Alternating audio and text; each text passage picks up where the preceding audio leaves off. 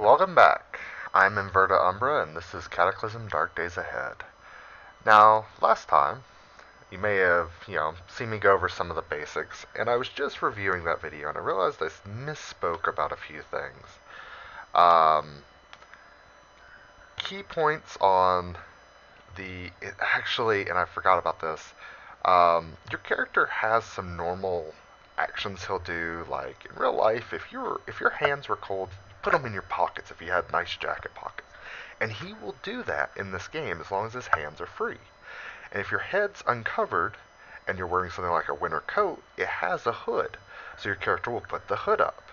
So when I said our head might be, we might need a hat, I was wrong about that. Um, we don't. But our hands, because we're carrying that frying pan, we kind of need that. And so just wanted to point out that. And there's a few other things that I'll try to cover. But now that we're inside, we're in this new house.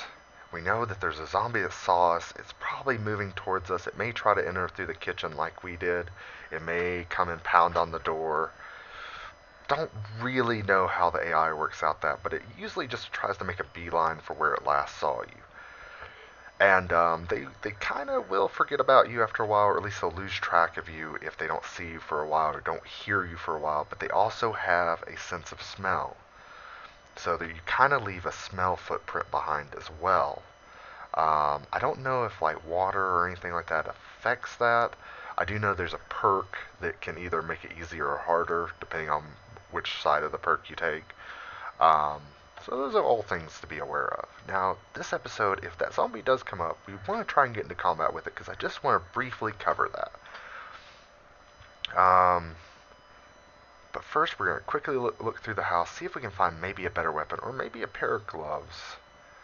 So this room makes me a little nervous because it's brightly lit and there's everything around, but we can see there's something that looks like a scarf in front of us. If we hover over it, it's a knit scarf. And if you ever see a plus icon in the upper corner, and you saw it on some of the other items I looted, and I forgot to mention this, it means there's more than one item in that location. Also, if you hit Shift V, so that's how I used to look for monsters, and now I see the fat zombie. Wasn't paying attention, but in episode 1 I talked about that.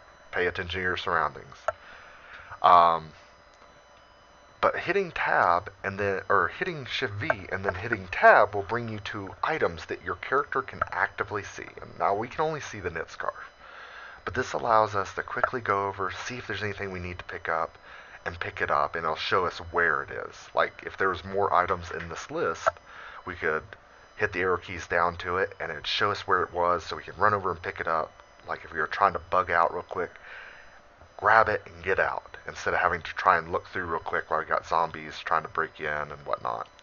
So I'm going to be a little bolder. I'm not going to try and stick to shadows right now. I'm going to actively step out, look around, see if there's anything else in this room.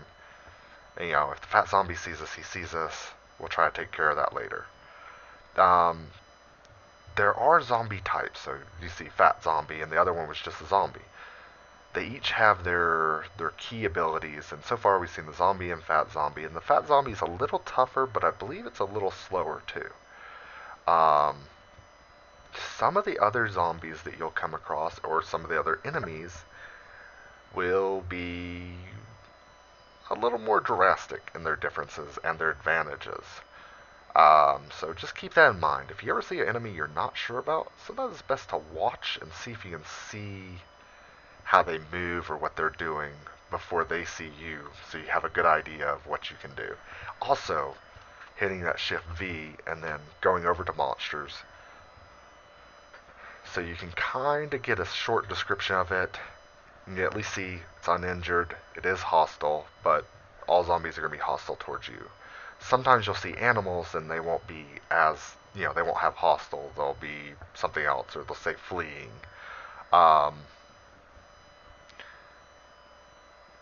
Sometimes you'll get a descriptor and you kind of can tease out some information from that. So just bear that in mind. So, tried to move. There's a fat zombie. We're going to ignore it. We're going to step out. Looks like there's nothing there. Did the zombie see us? No, he did not. He doesn't have an exclamation point next to his name. So we're just going to back out of there and close that door. We're going to go look up here.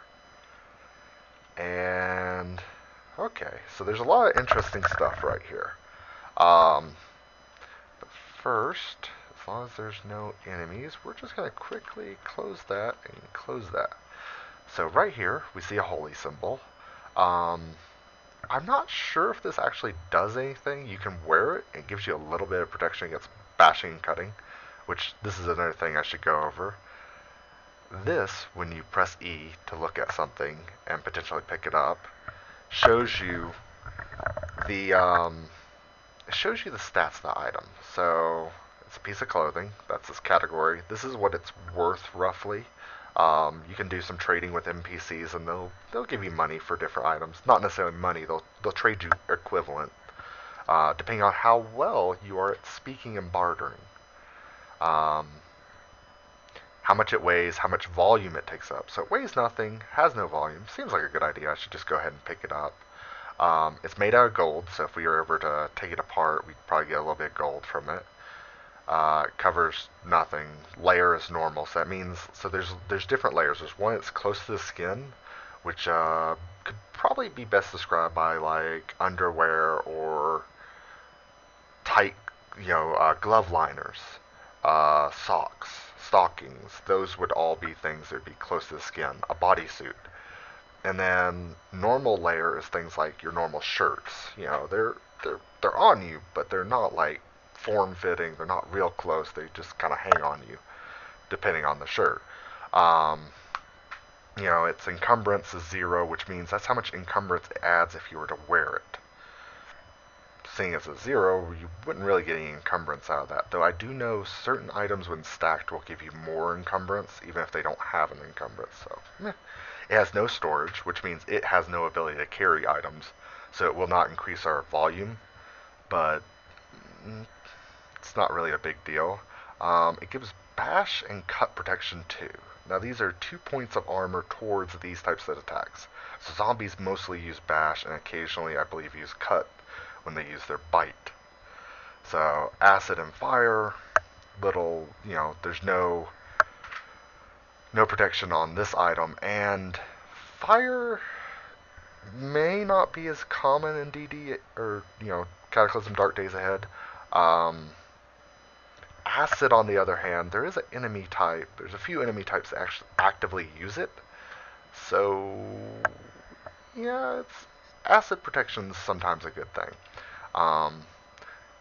Here's a short description of it, and then generally worn as clothing, and it's considered fancy. And the only reason that's a important thing to you is there's a perk that says when your character's wearing fancy stuff, he gets a good mood lit from it, or a mood buff from it. So overall, we're just gonna take it, and we're actually gonna wear it because, well, we could use any protection we can find in the post-apocalyptic world. And then we're going to look. Here's a little book called US Weekly. Weekly news about a bunch of famous people who are now undead now. It's a category of books, price $4. It weighs a little bit. We're not going to take it. Now, another thing I didn't cover is, so up here you see, this is the item, US Weekly. Here's the button, a key press. I could press that button and it will do this plus symbol. Now, I usually don't do that. I usually scroll down and press the over button.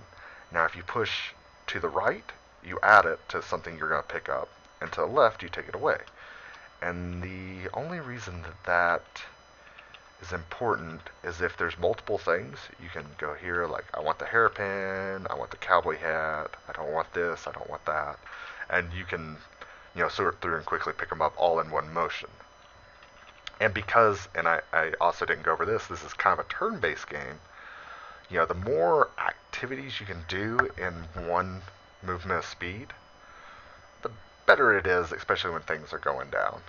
Now, we see from the south, we hear a whoomp. That usually means something's beating on a door. And so probably some of the zombies have caught up to us. And we're going to try to quickly go through some stuff, look around, see if there's anything quite interesting. Jugs of ammonia, gummy vitamins. I don't need it right now. Gummy vitamins are useful, especially if you're playing with nutrition. There is nutrition in the game, and it affects how your characters feel, how quickly they heal. I believe if you eat a lot of things with poor nutrition, you continuously do it, it can be detrimental to your character over a long period of time. So a gummy vitamin can kind of supplement that. Oh, now we're comfortable but falling. I just now noticed that. Oh, our hands, it's pretty cold right now. Let's see if we can... So you see those little footsteps as I'm moving. You saw those little sound footsteps that are popping up, and that's part of our perception. We're perceiving there's something going on over there. And we're going to try and quickly get through this. Aluminum can of beer. So let's see. And here's nutrition right here. Nutrition of 4. So this is a really low nutrition item, but it has a quench of 18. And will give us an enjoyability, so it'll make our character a little happier by 10. Has 1 portion, so basically there's 1 drink of it. Its weight. It actually has some bash. Oh, this is if we were to use it as a weapon. We could bash someone over the head with it. And then you see all this. The container is watertight, preserves spoiling. It can store, a quarter of a liter. Well, it's watertight because we haven't opened it. And it preserves spoiling, meaning this can will stay good forever. Now, in real life, eventually, I believe beer will go off. But in this case, it's going to stay good for however long. It also has a boiling and containing quality, which means we could potentially store stuff in it after we empty it, and we could boil stuff in it. We could boil it over a little fire and get some purified water. We're going to take it with us. If anyone could use a drink, it's probably this person. And here's some books. Now, I know How to Succeed in Business is actually a skill book, and it will increase your skills if you actually spend time reading it. And in this case, it'll increase your skill in speech, I believe. It might be bartering, but it'll increase them up to a max level they'll say in the book. Before you can really read any book, you have to do a quick once-over. So you'll read them once just to figure out what the book is about. And it's real quick.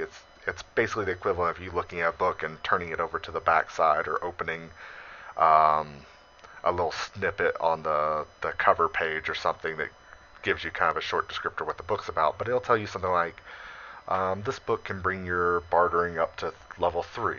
And so that would mean it'll if you read until you learn something, which is a option you'll get, it'll bring you up to, level 1, level 2, level 3, and then it'll say there's no more that can be learned from this book. Some books, on the other hand, they teach you skills, or not skills, crafting recipes. So sometimes it's not always good to just get rid of a book immediately. And this other one, a war novel, this 28 beside it, I believe represents chapters, but that's basically how many uses you can get out of it. It's a fun book that can give your character a good moodlet. We're going to leave it behind for now. Ooh, and a sewing kit. Now, in a normal game, I would take this. This sewing kit is a very useful tool. Allows you to refit your clothing, make them fit so it no longer encumbers you. It can repair your clothing if it gets torn or ripped, yada yada yada. It's a good, useful tool. We're not going to take it right now because this is just a kind of a quick look at. And we're going to go see if we can start a fight here. Hey, there seems to be a zombie. Can he see us here? No, he cannot see us because we're in the dark. But if we step forward, he should notice us. So I'm just going to make sure I am wielding a frying pan. So you can see weapon held, frying pan. And you can also see all the other stuff we have, just that, and we're gonna try and start a fight with this guy. Now we've got his attention, and we're gonna try and fight him on the table like that. So he'll move slower, and to fight when you have a weapon in melee in your hand or just your fists, you can press in the direction of the enemy. So if you played Dwarf Fortress and you played the adventure mode, or you played a lot of the old roguelike games, including Rogue itself or NetHack, just move to him and attack.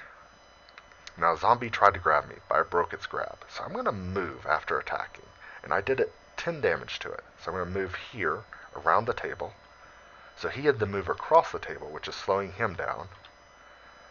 I hit him for 8 damage. Now, I made a poor choice now that I'm looking at it, because no matter where I move, he has a chance to grab me, or he has a chance to make an attack on me. Because if I move up, he can attack me diagonally. If I move down, diagonally.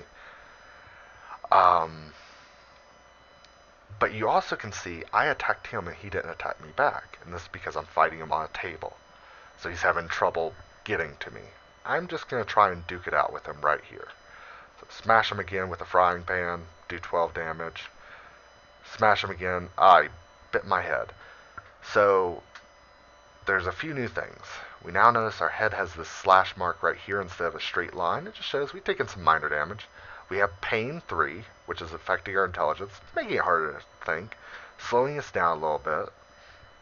So damage actually can cripple you pretty quickly, especially, well, the pain really, like more so than, just getting attacked. Now, obviously, if something, breaks your leg or something,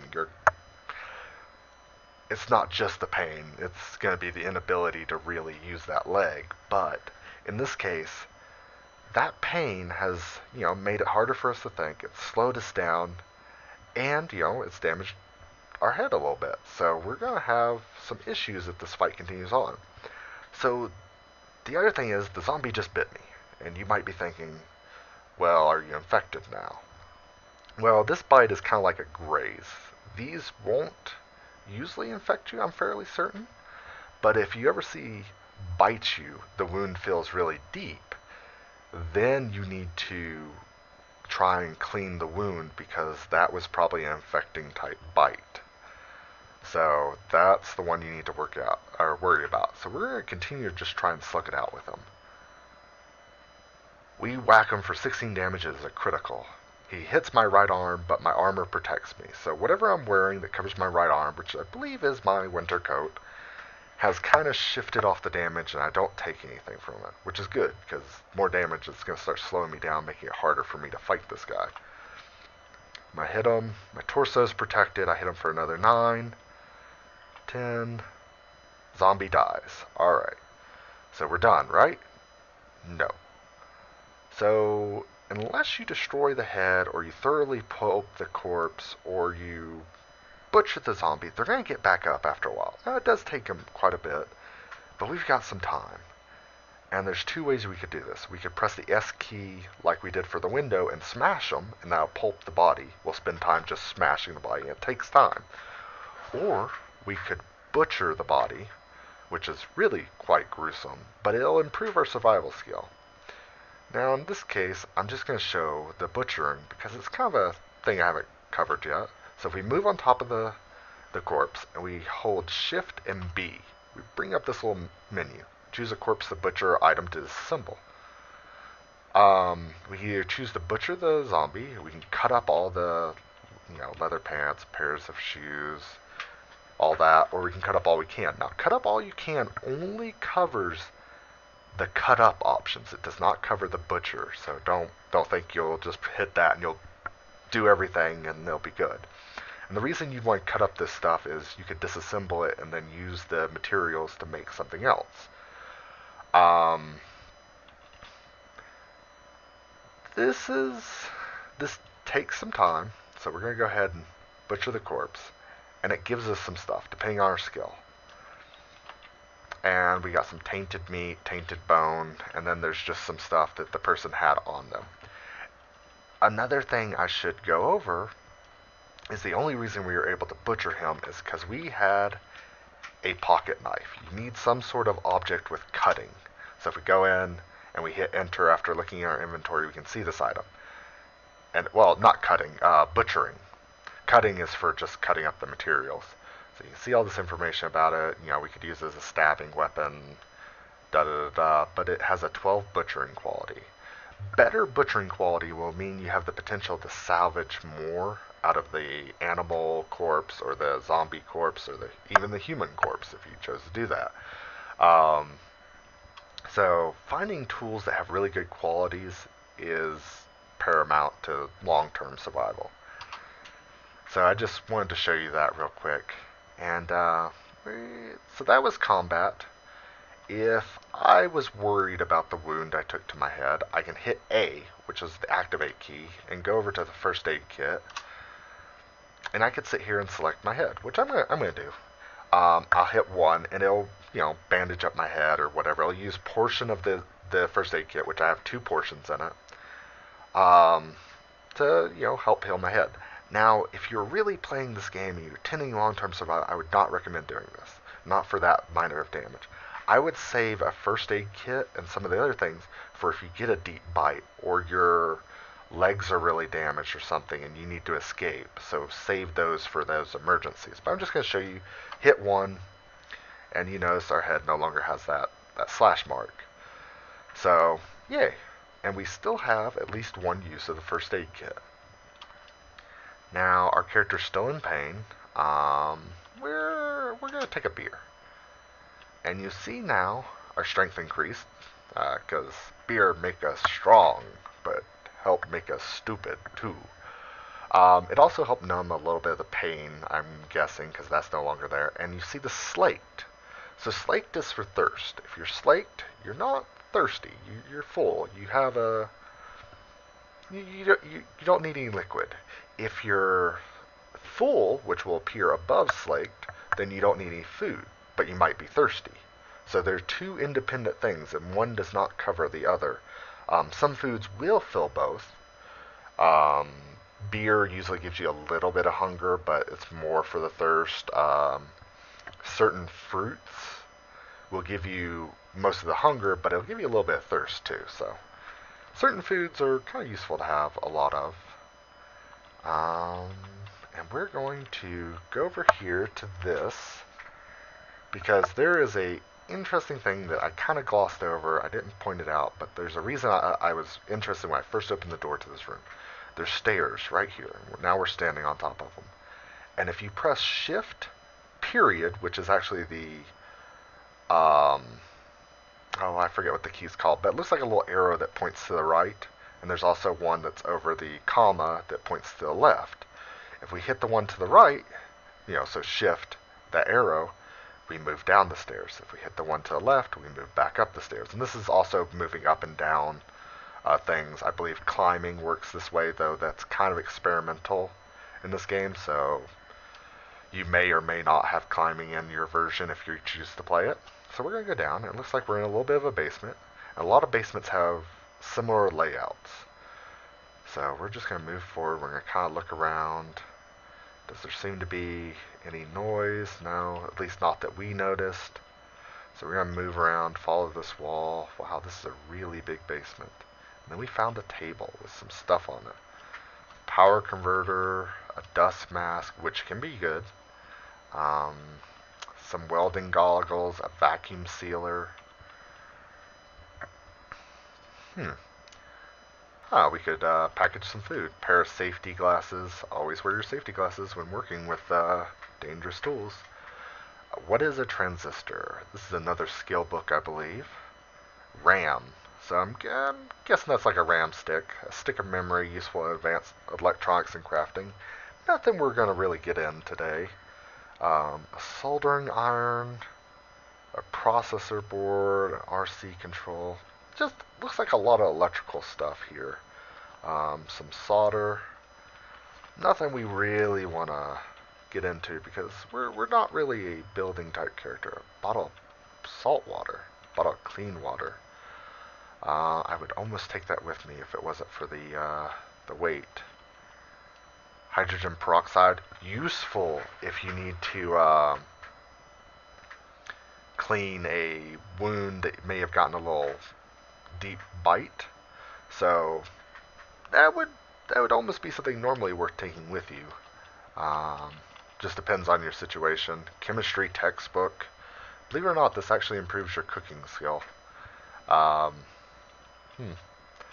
But they're usually quite complex. And then, so we kind of explored this. There's nothing really else here. I kind of know the layout. If I had a light, I would use it and show you what it looks like. But it's really just a big room. Um, and there's another key, because we've been talking about skills a lot, and you may be like, well, how do you tell what your skill is? How do you tell how good you are at tailoring, or how good you are at butchering, or survival is what the skill for that is. If you press the at key, or shift 2, you bring up this, and this is probably a very important screen. I didn't go over it in the um, first episode because it's a little, it's a lot of stuff, and I was already talking about a lot of technical stuff. But you can see, here's our name. We're Ferdinand Cowart. We're male. Our strength is 10, but it's boosted up to 11. So you see what our base strength is, what it is modified. Our base HP, our carry weight, melee damage, how much damage we can do on a hit. You see this here, our encumbrance and warmth. Not our worth. That'd be an interesting stat. Our base movement cost, our current speed. So it's we move a little slower. So it's actually like 103 moves is what we need to actually move, and our current speed is 99. So we're at a deficit of about 4. Which is not really like if someone else was 100 and 100, they would move once every turn, and we'd probably move once every turn. But after like 20 or 30 turns, they would get a turn extra on us. It's really minor, but that can build up, and that can be a great disadvantage. So if you're fighting lots of zombies, pay attention to that. You can see we got painkillers and depressants are currently activated on us. I believe that's the beer. So painkillers, they're killing our pain, but they're making us move a little slower. You can also scroll down here and see specifically what your stats affect. If you hit tab, you can scroll over here and see, running cost plus 1 movement point. It's because our, legs are, well, they're not really encumbered. Let's see Let's see, we're not as accurate, and we have a higher stamina cost, which I should have looked at while we were fighting. And we have a harder time dodging, harder time swimming, and attacking takes us a little more time. So that's what encumbrance does there. And then we can look at all these skills, and this gives a short little thing that says what the skill is used for. And you can see we've got 0 in everything, but we got a little bit of first aid, we got a little bit of melee, and we got a little bit of bashing weapons specifically with melee. You can see the traits. So when I first made this character, I put an accomplished sleeper, can fall asleep at any time easily if I choose to, has an addictive personality, so I want to lay off the beer a little bit. Might wind up hooked on it. Requires less sleep, is a lightweight, so if there's negative effects, which like the depressant and the painkillers are kind of negative effects, they're also kind of positive effects, at least the painkillers, I'll experience them for longer. And then outdoorsman, I don't mind being rained on. Right now we have tipsy, plus 1 strength, and depressants, but such a minor version of it, we don't really have anything. So we're going to get out of that. That's an important menu to know.